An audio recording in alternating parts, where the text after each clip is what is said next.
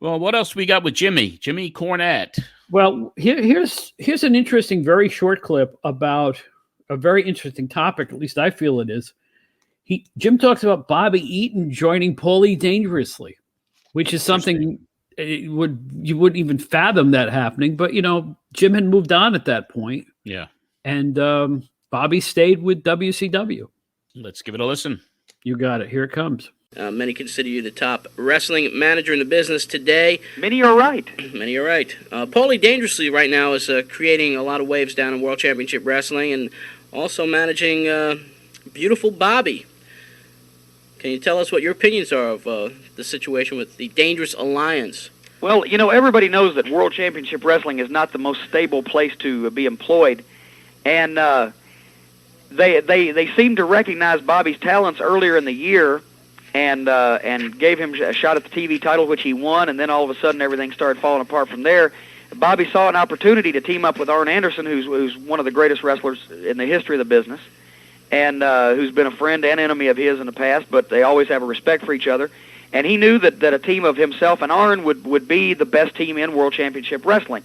Well, you got to take the good with the bad, right? So to do that, he had to be managed by Paulie Dangerously. Well, from what I understand, I think Bobby has basically told Dangerously to sit down, shut up, and leave the wrestling to those guys, and just watch and learn. And I think that way Bobby can tolerate him. But I tell you what, if I know Paulie, and believe me, I'm afraid I do, he's going to open his mouth one time too many, and Bobby's going to stick the Alabama Jam down his throat one of these days.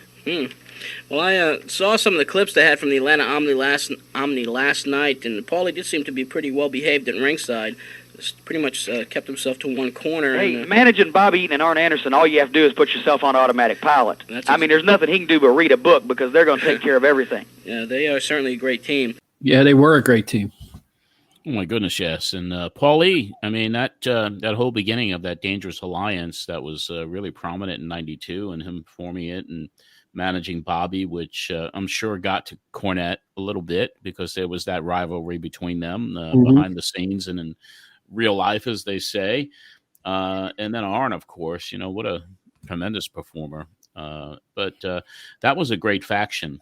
That was a really great faction. It really was. They had Rude, they had Bobby and Arn.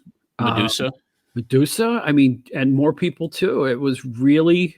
Didn't Austin go into that too? I think briefly, yeah. I think for a little while.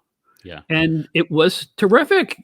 Paul's a terrific manager. He always has been. I mean, that was probably his prime, I would think. Wouldn't you agree?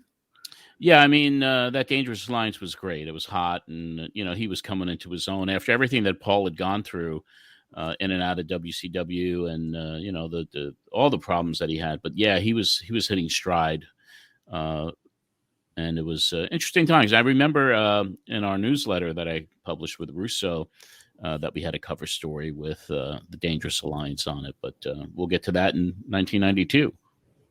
Very interesting. This is all new to me, so I'm looking forward to that. Yes, indeed. So Jimmy Cornette, always a great guest, and a little subdued on this appearance, it seems. He wasn't yelling or screaming or anything like that. By his standards, I would have to say you're right. But I think even calm Cornette is quite the how do I put this? Verbose gentleman. Yes. Very quick on his feet. Never at a loss for words, always with a quick answer or a quick response to any question, comment, or flub that you would make on the air.